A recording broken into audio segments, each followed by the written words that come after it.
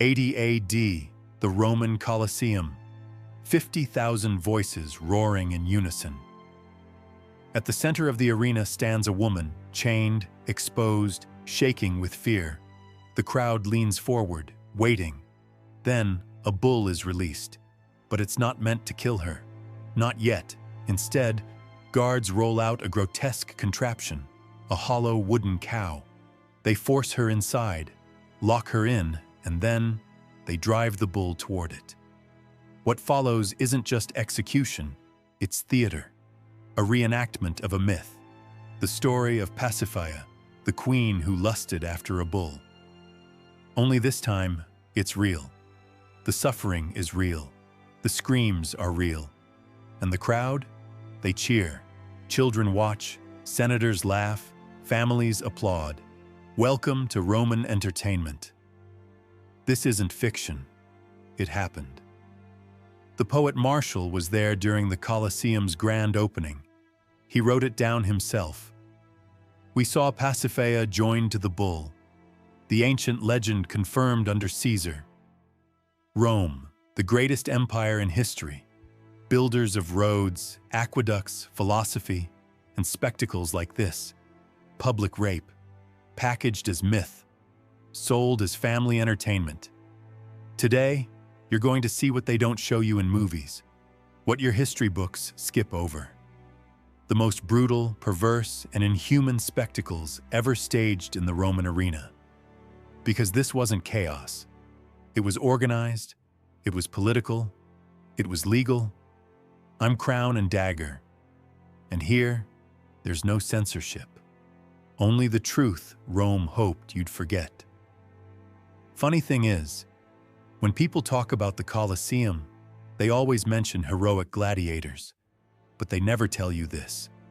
Every week we uncover the darkest stories history tries to bury. So if you want the unfiltered version, hit like, subscribe, because what comes next only gets worse. Now understand this, Rome wasn't just big, it was massive. From the 1st to the 4th century AD, it ruled over 60 million people. The largest empire the world had ever seen. And across that empire, there were over 250 amphitheaters. Every major city had one.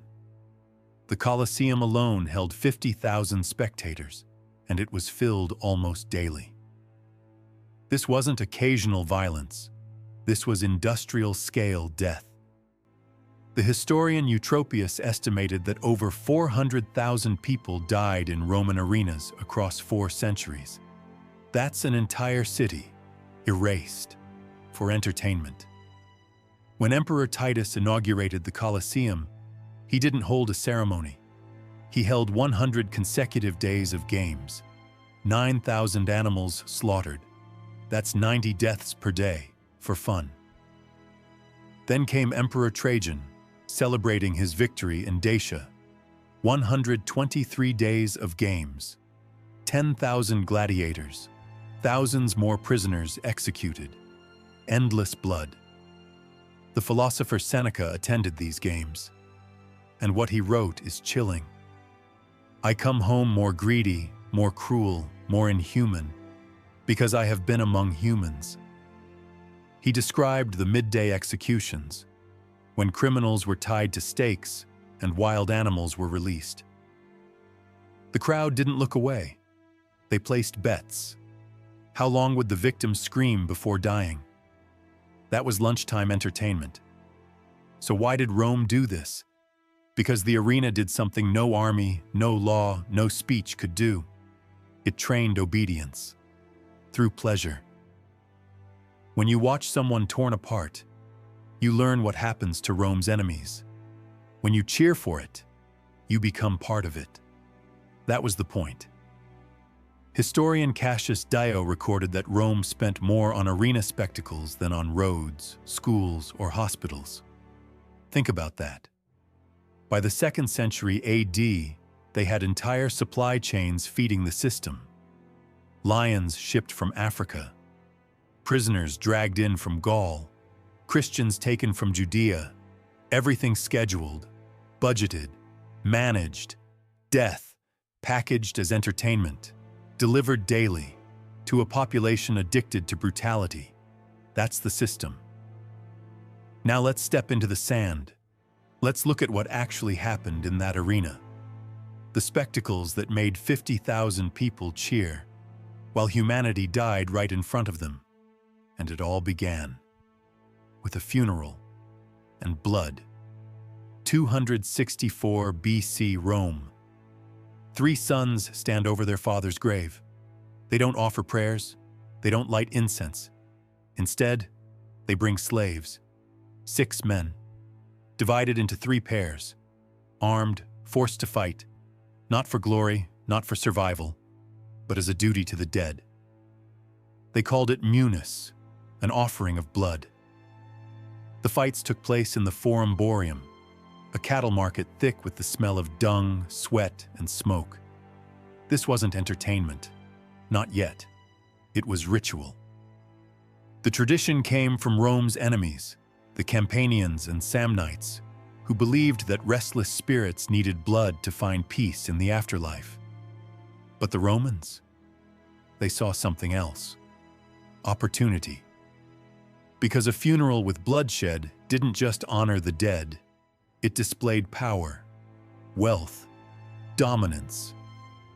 If you could afford slaves to die for your father, you proved your status to everyone watching. And soon, that wasn't enough. By the 3rd century BC, these funeral games had evolved into something far more calculated. Politicians began staging them to win favor with the public. The Senate called it piety. The crowd knew better. It was politics. Even the gladiators themselves became symbols. Take the Samnite fighter. He wore armor modeled after Rome's defeated enemies. Every strike, every fall, was a reenactment of Roman conquest. Every death, a reminder. Rome always wins. Temporary wooden stands turned into permanent structures. Amphitheaters rose across the empire, monuments to violence. Temples where the same message echoed again and again. Rome commands everything. Men, armies, even death itself. But if blood at funerals was the beginning, what came next transformed the arena into something far darker. Because Rome discovered a simple truth. Ordinary death wasn't enough anymore. They needed something exotic, something shocking, something unforgettable. So they turned to nature. Lions from North Africa, leopards from the Caucasus, crocodiles dragged from the Nile, even giraffes, creatures no Roman had ever seen before. But these weren't displayed as wonders. They were thrown into the arena to die. The Romans called these spectacles venationes, hunts, but they weren't hunts. They were massacres. Julius Caesar set the tone in 46 BC when he paraded a giraffe through Rome, the first ever seen in Europe. The crowd didn't even have a name for it. They called it a camelopardalis. It didn't matter. Soon after, it was sent into the arena and killed, because that was the message. If Rome could capture the strangest creatures on earth, it could conquer anything. And the slaughter escalated. During the Colosseum's opening games, Emperor Titus oversaw the killing of more than 9,000 animals in a single festival. Archaeologists later found bones marked with signs of deliberate starvation. The animals had been weakened beforehand, not for mercy, but to ensure a faster, bloodier spectacle.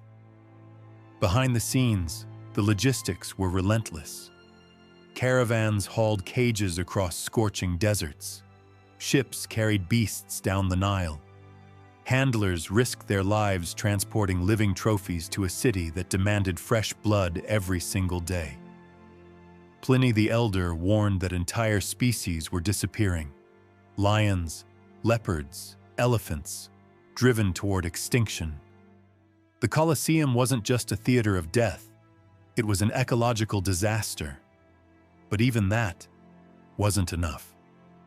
Because animals alone couldn't deliver what Rome truly craved: suspense, uncertainty, suffering that unfolded in real time. So they refined the formula. They engineered combat. When you picture a gladiator fight, you imagine two evenly matched warriors, skill against skill, honor against honor. That's the myth. The reality? It was rigged. Rome thrived on imbalance, on cruelty disguised as competition. Prisoners and criminals were thrown into the arena dressed as clowns, handed wooden swords, and forced to fight trained killers. The crowd laughed as they stumbled, as they panicked, as they died. This wasn't sport. It was execution, disguised as entertainment. Even the weapons were designed for drama. The retiarius fought with a net and trident, like a fisherman, while his opponent, the secutor, wore a smooth helmet built to deflect that net. It wasn't about fairness. It was about tension. Would the net trap him? Or would the sword strike first? Sometimes, one fighter faced multiple opponents. Other times, entire groups clashed, turning the arena into a swamp of blood and broken bodies. And the armor? It wasn't protection. It was punishment. Some helmets narrowed vision so severely that fighters were nearly blind. Others were so heavy that lifting your head became torture. Every piece of equipment added suffering. Every detail enhanced the spectacle. Gladiators were often dressed as barbarians, Rome's enemies, forced to reenact the empire's victories with their own deaths. The outcome was never in doubt. Rome always wins. Mismatched combat was cruel, but it still wasn't the worst, because Rome reserved something even darker. For those who weren't meant to fight at all. They weren't there to compete. They were there to die, screaming, while the crowd laughed. By midday, the tone of the arena shifted.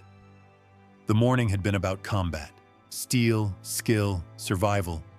But now came the real spectacle. The Romans called it damnatio ad bestias, condemnation to the beasts, criminals, deserters, slaves, prisoners of war.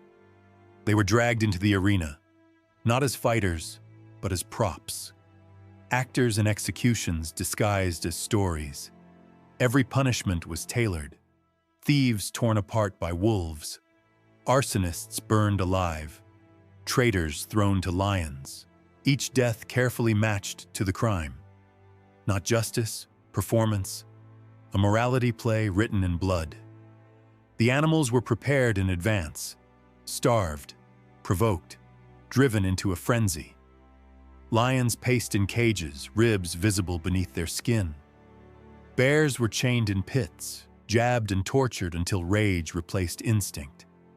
And when the gates opened, the uncertainty was the point.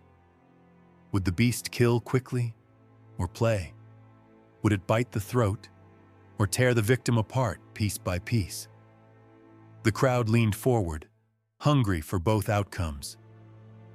During Emperor Trajan's victory games, after conquering Dacia, thousands of captives were slaughtered over 123 days. But it wasn't random. It was choreographed, structured like acts in a play. Each execution designed to escalate tension, to keep the audience hooked. Historian Strabo described victims tied to stakes while wild bulls were released. The animals, trained to attack movement, charged into the helpless bodies, goring them again and again. And the crowd? They gambled. How long would the screaming last? How long before silence? This wasn't justice. It was entertainment, with a moral excuse. And we're only halfway through. Pause for a second. 4 spectacles in, thousands dead, entire species wiped out, human beings reduced to objects. And if you think this is as bad as it gets, you're wrong. Because now, Rome crosses the final line. This is where execution stops being about death and becomes pure sadistic theater. For the condemned, dying wasn't enough. They had to perform their death. They had to become the story. Prisoners were forced to reenact myths, playing heroes, gods, and legends, only instead of applause, they got torn apart. Take Orpheus. In myth, he was a musician so gifted that wild animals gathered peacefully to hear him play. In the arena, a man was dressed as Orpheus, given an instrument, forced to perform. And then mid-song, a bear was released. It mauled him to death in front of the crowd. The poet Martial witnessed it. He wrote, "We saw Orpheus. Had he delayed, the beasts might have obeyed, but he was torn apart." Then there was Daedalus, a prisoner strapped to crude wings, lifted into the air. For a moment, he flew. Then he fell, straight into the waiting jaws below. Martial mocked it. The man must have wished for real feathers. But nothing matched the horror of Pasiphae and the bull. A woman forced into a wooden contraption, a beast driven toward her. A myth turned into something grotesque, something real. Execution, humiliation, and something disturbingly close to pornography. Tertullian recorded that female prisoners were sometimes dressed as priestesses, violated in front of the crowd, then killed. The message was clear. Rome didn't just control people. It controlled stories, myths, reality itself, heroes, queens, gods, all reduced to props in a spectacle of death. For the audience, it was entertainment. For the condemned, it was unimaginable suffering. For Rome, it was power made visible. And everything you've heard so far? It all happened on land, inside a single arena. But Rome wasn't satisfied, because someone asked a question. What if we flooded the arena? What if we turned it into an ocean and made men die at sea? What came next pushed spectacle into madness. Mock naval battles, naumachia, entire bodies of water built just to stage slaughter. In 46 BC, Julius Caesar ordered the construction of a massive basin near the Tiber River. He filled it with water, brought in ships, and loaded them with prisoners, thousands of men, told to fight as opposing fleets. They weren't actors, they were condemned. Every arrow, every blade, every collision of wood and steel, real. It was a floating massacre. Later, Emperor Augustus expanded the scale. In 2 BC, he built a basin nearly 2,000 by 1,200 feet, fed by a dedicated aqueduct. 30 warships entered, packed with prisoners who would never leave alive. The message? Rome didn't just rule the land. It commanded the sea, even where no sea existed. By 52 AD, Emperor Claudius went further. He drained an entire lake, Lake Fucine, to stage another naval battle. Before the slaughter began, the captives called out, "Morituri te salutant." Those who are about to die salute you. One of the most haunting lines in history. Even the Colosseum itself was engineered for this. Hidden channels allowed it to be flooded, then drained, ready for combat again the next day. Cruelty had become innovation, an engineering challenge. And as the empire grew older, the spectacles grew darker, more desperate, more depraved. Because Rome had one final boundary left to break, and it broke it completely.